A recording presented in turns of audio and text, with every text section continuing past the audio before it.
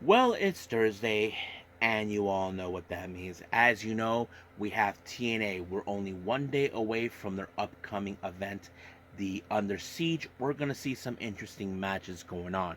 We have Mustafa Ali in action. We have, of course, Jordan Grace taking on Miyu Mashita for the Knockouts World title and various other cool things as well.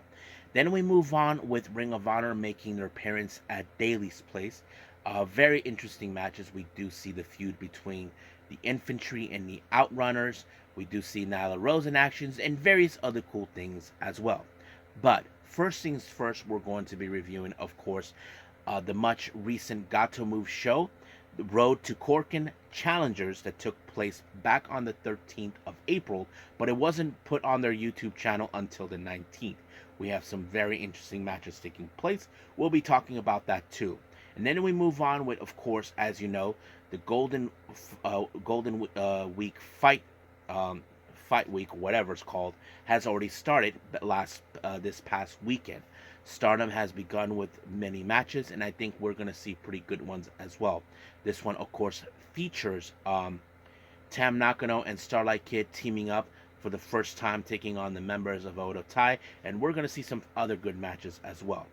But we will cap it up with some news updates to keep you guys updated what's been going on in the world of pro wrestling, such as what events the promotions are throwing out, who's booked, what matches are set, and of course some developments that are happening in the world of pro wrestling that needs to be addressed. So, let's get ready for another episode of Deleted Wrestle Zone.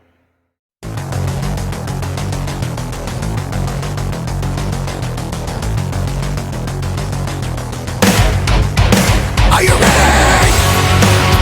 Get up, get up! Get up, get up! Get up, get up!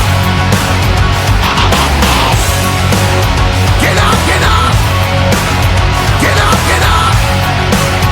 Get up, get up! Welcome everybody to Deleted Wrestle Zone, all things that is pro wrestling with AEW, NXT, New Japan Pro Wrestling, TNA, the National Wrestling Alliance, various promotions, wrestlers, matches, and championships. I am your host, J Rod here. So, if you are new to the channel, welcome. This is a channel where we do a lot of pro wrestling reviews from various promotions, not only here in the United States, but also in Japan, Mexico, Canada, Europe, the UK, anywhere in the world where pro wrestling is not as big, but it continues to grow. We also do discussion videos, talk about various topics such as the wrestlers themselves, the promotions, factions, storylines, whatever we want to talk about. We also, of course, do more news updates. If I'm unable to put it on this episode, I can put it on a separate video by itself. We also do more news updates to keep you guys on alert what is going on in the world of pro wrestling that needs to be addressed ASAP. We also do the Unagi Sayaka Watch and various other cool things as well. So if you like what you see, please subscribe to us. So click on that subscribe button. You'll be getting a lot of daily reviews and other cool wrestling content as well. But if you like this episode, please give us a like on the like button or a nice comment in the description down below. Now, all introductions have set aside, I believe it's time to get the show on the road. So our very first review, this is from Gatoh Move with Road to Korakuen Challengers.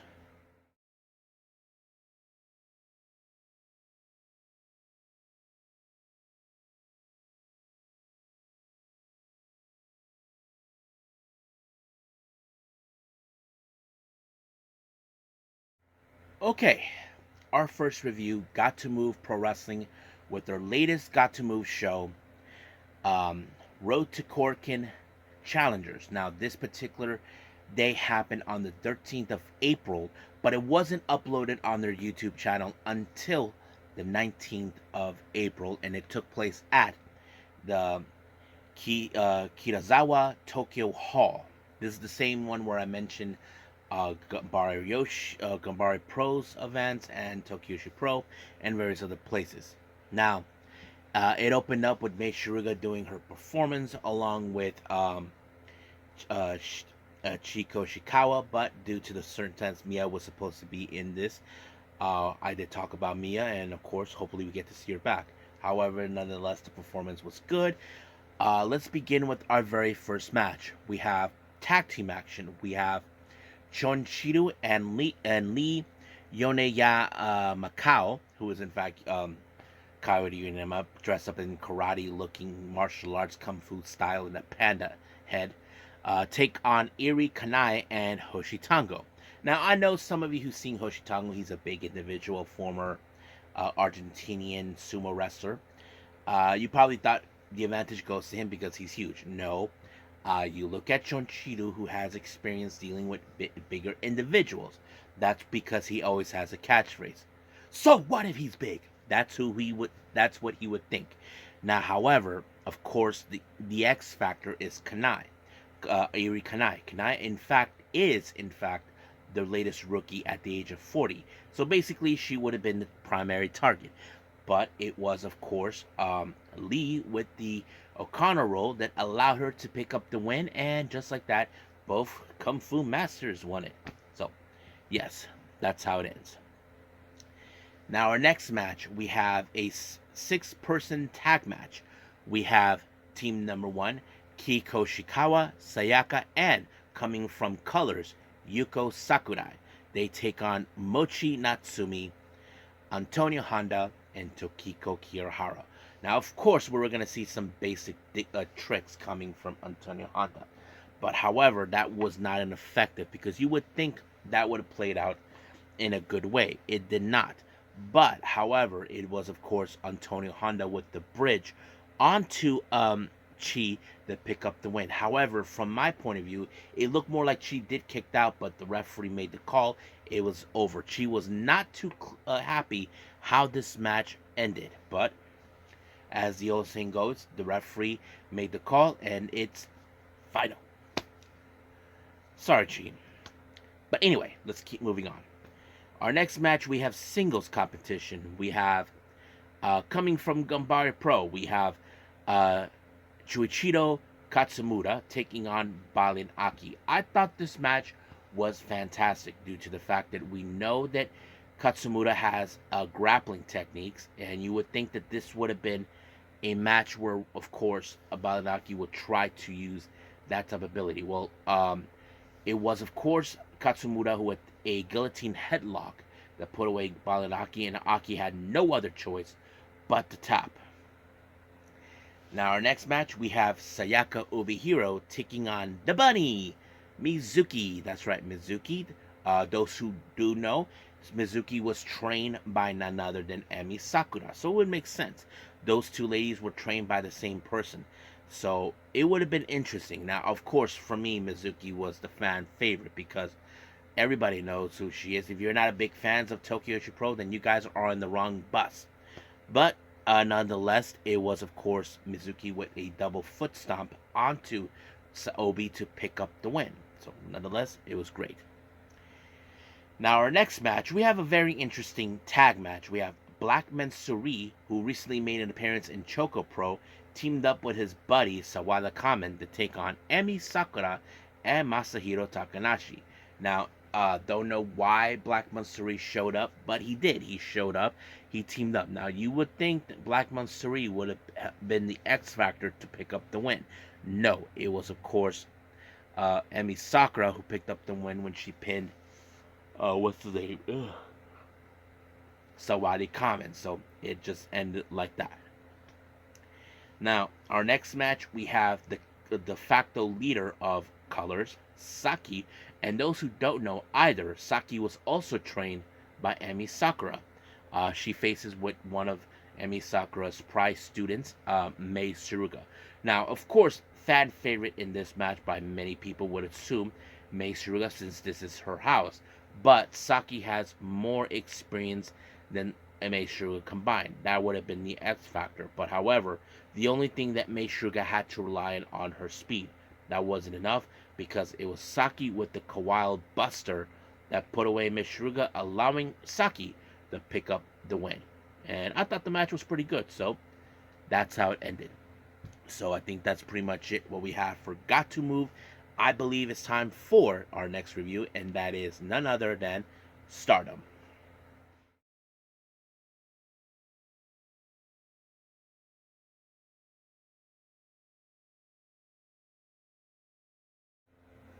Okay, Stardom. As you know, they just finished their much recent pay-per-view at, of course, at the All-Star Queendom at the Yokohama Butain. I think that's what's it called. However, we're now entering the Golden Week fight, which is an annual thing they do every year. However, they normally would do an entire week of shows, but however, they decided to go little by little. Now, their first event took place recently on the 29th of April, since we are now in May right now, so let's get to it. Our first match, we have God's Eyes rookie Rana Yagami taking on Azumi. Now, of course, in this match, just hearing the names, you would think Azumi has this in the bag. Well, she kind of did because, of course, we do know Yagami has some excellent striking capabilities. So does Azumi, but Azumi does have another primary weapon, her speed. But it was the um, the double foot stomp onto Yagami that allowed Azumi to pick up the win. Now, our next match, we do have another rookie, currently not affiliated with any of the current units or factions. Rian taking on Koguma. Now, of course, Koguma was going to do the little bear dance as always. Now, you would think that Rian would fall for it. However, I think Rian was already been told, do not fall for the bear tricks. And I think Rian learned quickly. But however, that did not work because we all know Koguma has been dubbed as the high-speed genius. And she did pull it off when she applied the Kuma roll, and just like that, she picked up the W. Now, our next match, we have the Cosmic Angels rookies, Sayaka Kurata and Aya Sakura taking on Miyu Amasaki and Zu Suzuki. Now, for some of you may question, wait a minute, if Zuzu's in this match, then where's Mei Sita? Well, unfortunately, Mei Sita was involved in a title match with the promotion Diana. So she had to miss out. So anyway, you would think that this match was going to be a very interesting. However, Sayaka Kurata had dealt with Zuzu before, but however, one of the most painful experiences she hated in her interaction with Zuzu was the fact that Zuzu was pulling on her nose. Zuzu decided to pull it on both of them, on both Sakura and Kurata, and which was embarrassing. But unfortunately, it was Amasaki with the Tenzai onto Sakura that allowed her to pick up the win. Now, our next match, we have Oedo Tai with the debut as a member of Oedo Tai, Tekla, teaming up with Momo Watanabe. They take on the members of Queen's Quest, consisting of Lady C and, of course, our newly crowned high-speed champion, Saya Kamitani. Now, however, you would think the Kamitani, with her speed, would have been able to make the turn. However, that wasn't the case. Once again, the Toxic Spider Tekla was the one who reigned supreme when she applied her finisher. I don't know what's it called by Tekla onto Lady C that allowed her to pick up the win. However, she posted out a promo saying that now there's going to be a new Stardom era, and that era is going to be, of course, with Oedo Tai. Tekla's plan is to eradicate the idol culture, more specifically people like Mina, Natsupoi, and Tam, believing that they are a disease that has to be eradicated. So we'll see what happens, because I would say, not to make it as a bad term, but people will look at Tam Nakano as a cockroach that needs to die, but she will never die. But no. Anyway, let's move on. We do have our next match. Star members consistent of Momo Kogo, Saida, and Hanan. She takes on EXV members consisting of Hanako, Xena, and Mina Shiraka. No, never mind. Also Mayu was involved in a 8-woman tag match. We do have, of course, for stars, Momo Kogo, Saida, Hanan, Azuki, and of course Mayu Iwatani. A 5-on-5 match. We have the entirety of EXV making their way. Hanako, Waka Tsukiyama, Xena, Mina Shirakawa, and Maika. Now, we have seen recently in times that EXV has shown the dominance countless times, even before matches, in their prelude matches. But however, that changed when Hanan applied a 17 onto Mina. This was President, but however, this indicated that there is the possibility. Hanan has pinned Mina, 1/3 of the Artist champions. Will Stars challenge for those belts? Well, that's something we definitely gotta see. But we will see. Now, our next match, we have Oedo Tai consistent of Raka and Natsuko Tora taking on the newly expelled member of Oedo Tai, Starlight Kid and Tam Nakano. Now, this is a very interesting thing. Now, those who know this, Tam Nakano and Starlight Kid know each other too well. They both were members of Stars. Now, I will do a discussion video about Starlight Kid to discuss what will be her next move. And I think many of you may find that very fascinating. So stand by on that when it's already uploaded. So we'll see where that goes from here. Now, however, of course, like any other Oedo Tai tactic, they attacked both Kid and Tam immediately. However, they were desperately trying to, of course, separate Tam from Kid. Now, Tam has protected Kid when she was assaulted by Oedo Tai back on the All-Star Grand Queendom. But unfortunately, Tam could not reach her in time when Ruka pinned her just like that. However, there is the moment we saw Ruka with her arm like this, like crunched up like that. She might have hurt herself, and it was confirmed later that it was. However, Oedo Tai continued with the assault. Unexpectedly, we saw Mayu Iwatani show up. However, it's no coincidence that Mayu, seeing what happened with Kid, she took the opportunity to tell her, don't you think that you should come back to Stars? So it's like she wants her to come back. Now, I know many people will talk about that recently. However, I will talk about that on the discussion video because I feel this is more information we definitely need to talk about. But we'll see where that leads us. Now, our next match, we have the Cosmic Angels consistent of Yuna Mizumori, Natsupoi, and Sayuri Onoi. They will be taking on against God's Eye Amisuri, Shuri, and Konami. Now, however, certain factors of this match. Now, remember, Natsupoi issued the challenge to Sayuri Onoi for a chance of the white belt. However, Amisuri decided to intervene and declare herself as the next challenger. However, there will be a #1 contendership of this that took place. I think it should be happening as we speak. But we'll see where we get that. But unfortunately, this match ended with Konami applying a submission onto Yuna Mizumori and winning the match. So that's what took place, and that's what happened on Stardom. Hopefully, we'll catch up to the next one following. But right now, we'll end things right here with Stardom and move on with TNA.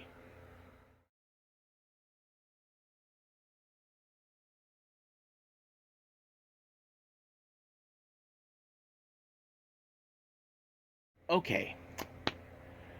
TNA, as you know, we're only 1 day away from Under Siege.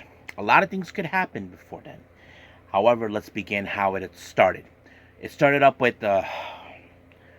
trust in Ali. I don't trust him because he's a cheater and he has security guards that get involved. He faces against one half of the ABC, Chris Bay. Now, as you know, there's going to be a #1 contenders who will face Mustafa Ali for the X Division title. There's going to be Trey Miguel and Ace Austin. So that's going to be a little bit later. However, I have to say this is a good way for, in my opinion, for, for Ace Austin to get an up close view on who Mustafa Ali is. However, there was a moment where Mustafa Ali was going to use the ropes as leverage. However, he did not like the fact that Ace Austin got involved and he sent his flunkies to do his dirty work. Yeah, I'm talking about the security group.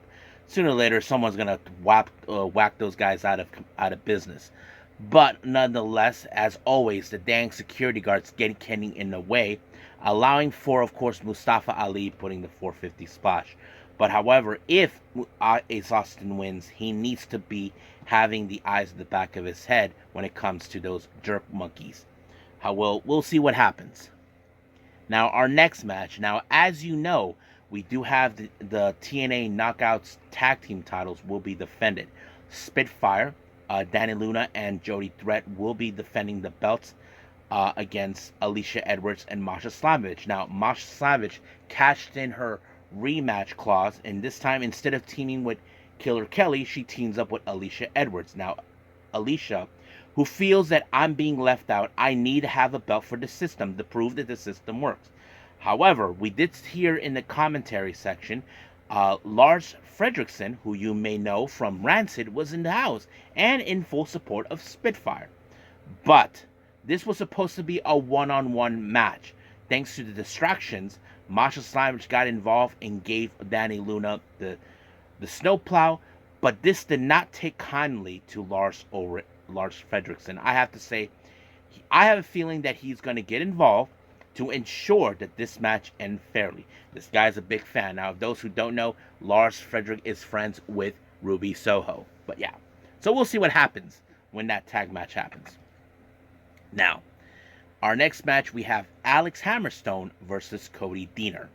Yes, Cody Deaner's back, and this time he's going to do his newly crownly thing that he calls the People's Choice. So he decided, Hammerstone, how about you and I? We can have a choice between an arm wrestling match or a Sin City street fight. Now, Hammerstone feels that he has no right, that this match will never happen, but Peter kind of told him, it's not up to you. It's not up to me.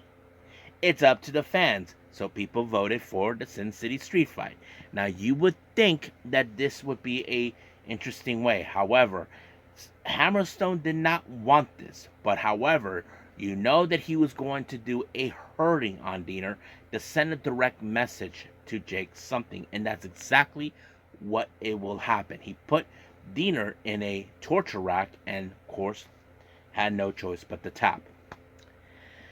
Now, what happened last week with, of course, the system taking out Nick Meneth, we know he'll be back, but however, he decided to have a little nice pep talk with Trent Seven and Speedball Mike Bailey. So he declared them now honorary members of the House of Hardy, calling Trent Seven Trent the Seventh, and of course, Mike Bailey, a ball of speed. So basically, that's a very catchy thing. But of course, they said that on Under Siege, they will be deleted. Now, of course, during an interview, the system claims that they will walk out as the victors because the system works. Well, we'll just wait and see about that. Now, Santino Marella was in fact having a nice conversation with Jonathan Gresham. Now, we don't know what was going on. However, we did notice that, of course, Santino had like this black ink in his hand. He went to wash it. But we did see something coming out of the back and in front of Gresham. A guy wearing his octopus skull mask. So we don't know what that means, but something is about to happen. Now, we did see Joe Hendry decided to do an apology towards AJ Francis, but I knew he was up to no good. Come on, guys. You think he wants to apologize to AJ Francis? He was singing a parody song of Higher by Creed, and of course it pissed off AJ Francis. I mean, Joe Hendry's the master of pissing people off. I mean, wouldn't you piss off someone by doing something clever? I know I would, but yes. But we'll see. Now, our next match is the #1 contendership for the X Division title against Mustafa Ali. We have Trey Miguel and Ace Austin. Now, of course, Miguel has Zachary Wentz by his side, while Ace has Chris Bay. So they have to keep their eyes on the ball. But however, it was Ace Austin who walked out as the victor when he applied the fold. And just like that, he is the #1 contender. And now in 24 hours, he will face Mustafa Ali.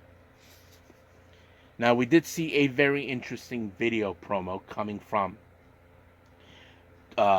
Eric Young and Josh Alexander. They will be dealing with Macklin and, of course, Kazarian. So basically, we'll be seeing those two team up. So we'll see what happens until then. Now, before our main event, Ashba Elegance and, of course, George Iceman, or I like to call the Stooge, decided to have a little um, attendance to take a look at the match between the Knockouts World Title between Miyu Yamashita and Jordan Grace. Now, of course, we know that Ash Elegance has her sights set on the title, but she hasn't made a move just yet. But this match was amazing, very brutal. We know that Miyu Yamashita has some great striking capability, but it was no good for her because Jordan Grace applied the Juggernaut driver, and just like that, it was over. But however, during the post match, all of a sudden, Khan showed up, and that bitch Steph Delanders even showed up as well. But Khan said that he wants to snap her neck, but fortunately, PCO showed up, and of course, Jordan gave Khan the Juggernauts, and just like that, it was completely over. However, Khan will not able to prevail to snap, of course, Jordan Grace's neck. So we'll see what happens until then. So we'll wait until Under Siege. But for right now, let's move on with our last and final review, TNA. Ring of Honor. My bad. Ring of Honor.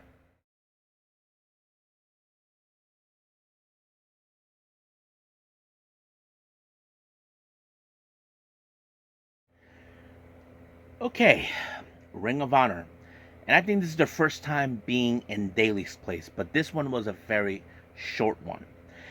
It opened up with the Outrunners, Turbo Floyd and Truth Magnum, along with their lady friend named Laser Something, showing up to take on the infantry. Now, the Outrunners have been claiming that their version of the boot camp was created by them first before the boot camp, uh, before the infantry. However, the infantry were not having it.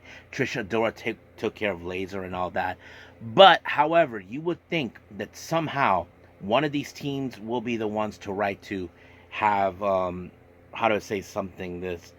But, however, that didn't turn out well for Outrunners because it was the boot camp who finally put them away, allowing for, of course, Carly Bravo to pick up the win onto Floyd, and just like that, it was over. So, that feud is over right from there. Now, our next match, we have Nyla Rose taking on Cameron Brenay. You may know her as Amari Miller. Now, yes, it's the same Amari Miller you know from NXT. She just made her ROH debut recently. Not to mention, she even appeared in the Stardom American Dream show during WrestleMania week, teaming up with Azumi, and I forgot who else. But yes, but I can tell you that this match ended with the Beast Bomb. However, Caprice Coleman and Ian Riccaboni do believe that Nyla Rose should have another opportunity of the women's title or the brand new crowning of the ROH Women's World Television title. We'll see. Now, we saw, of course, Daddy Magic and Cool Hand Ange. As you know, they reunite once again as a tag team. Of course, Cool Hand has talked about how now there's a fire lit in him that he has something to fight for now that Ruby Soho is pregnant. But however, they had one business to attend. Their primary goal now, making their way to Ring of Honor, is a shot of the ROH World Tag Team title. So that's something we definitely gonna see.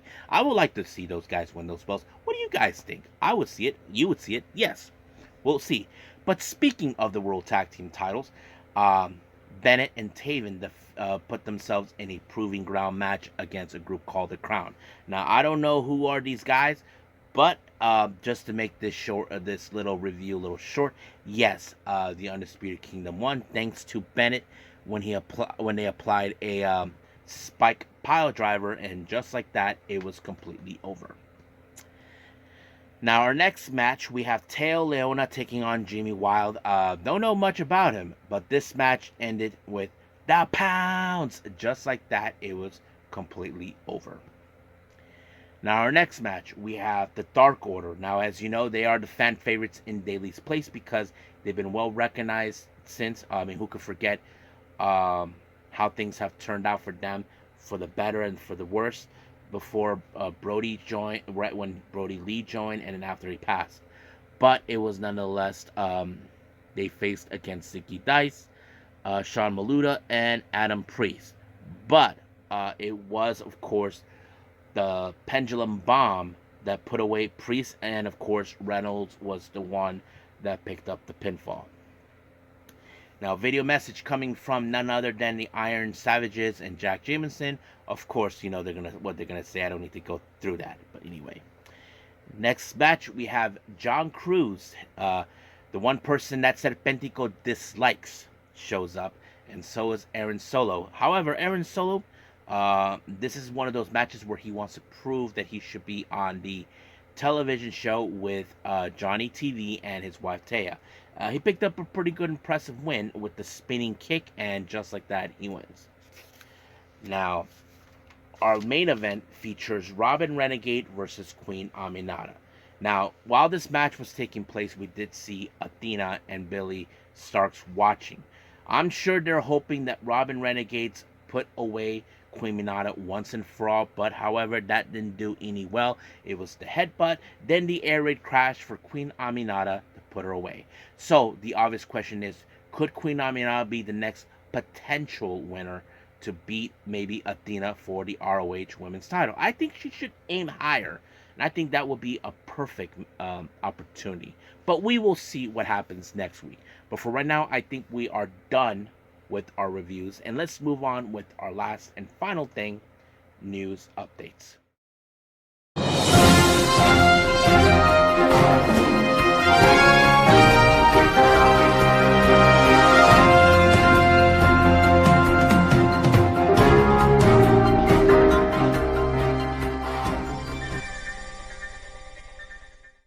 Okay, so welcome to our news update. So let's begin with the promotions on their upcoming events. Now, as always, we begin with GCW. We have 2 updates for their upcoming events.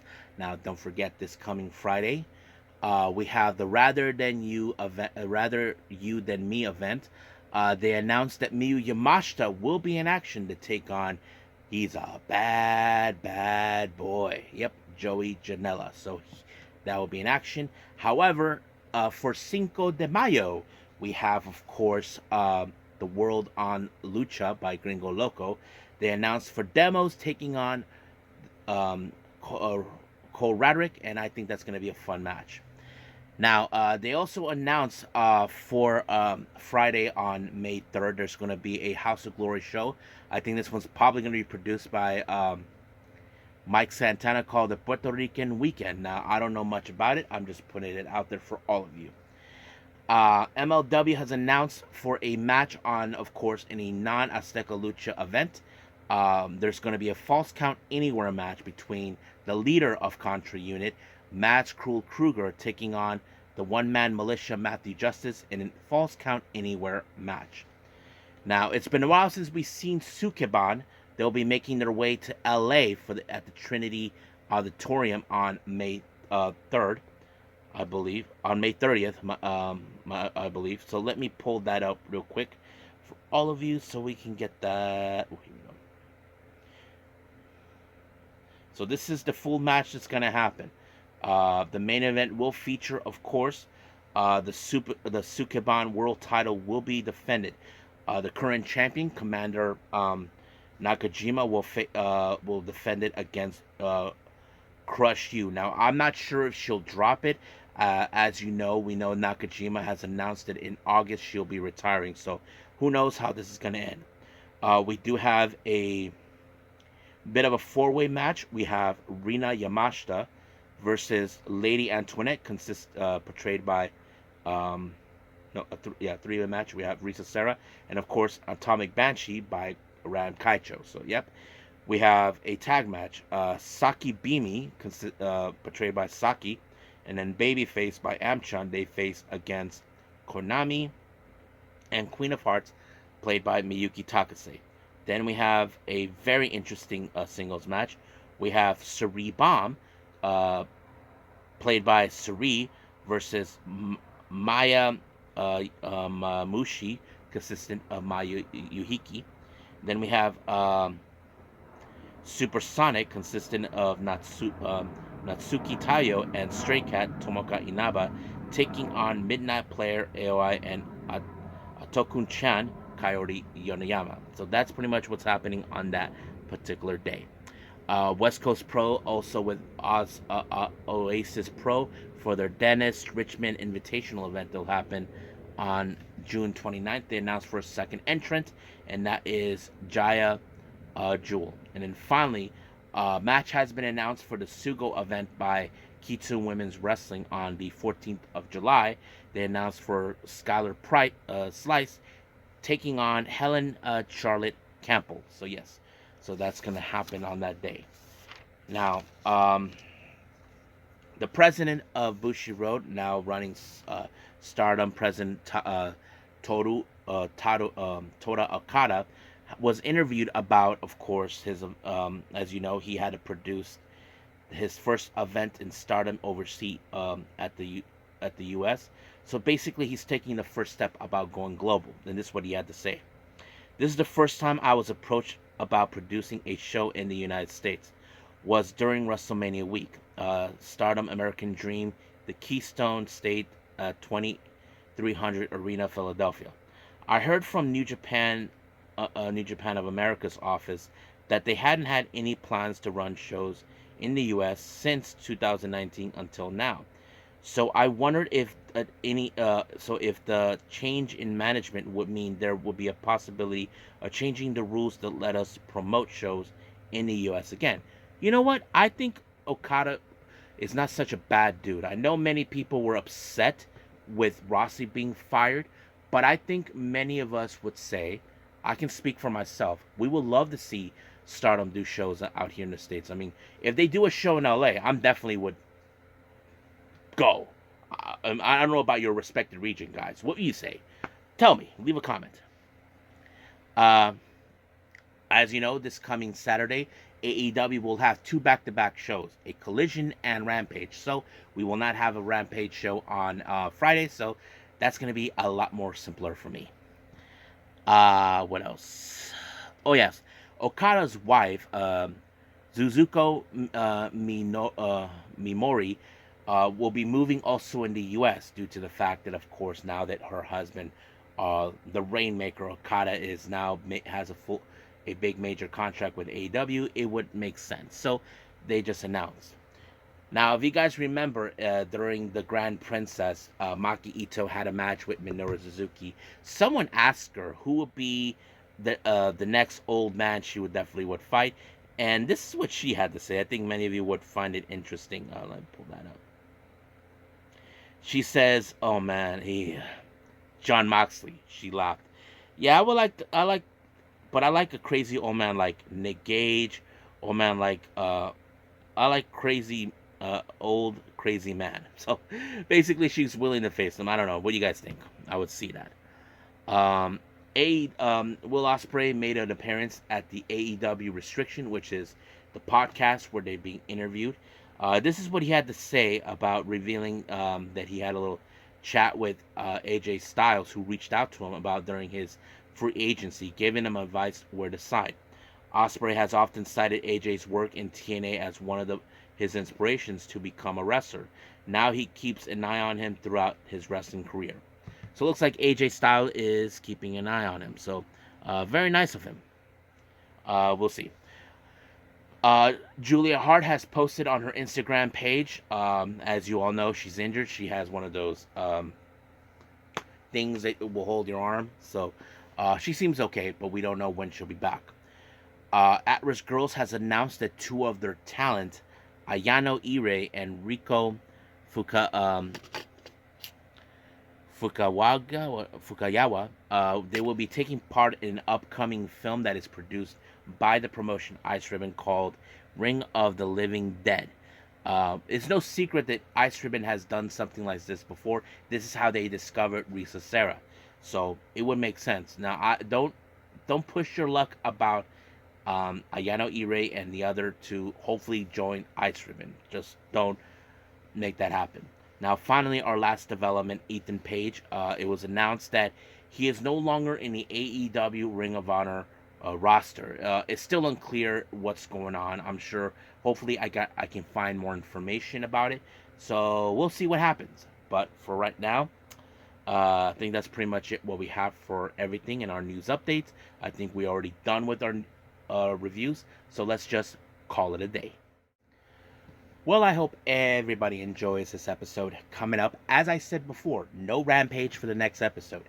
We do have NXT Level Up, and I believe we do have, of course, New Japan, so we'll be doing that as well.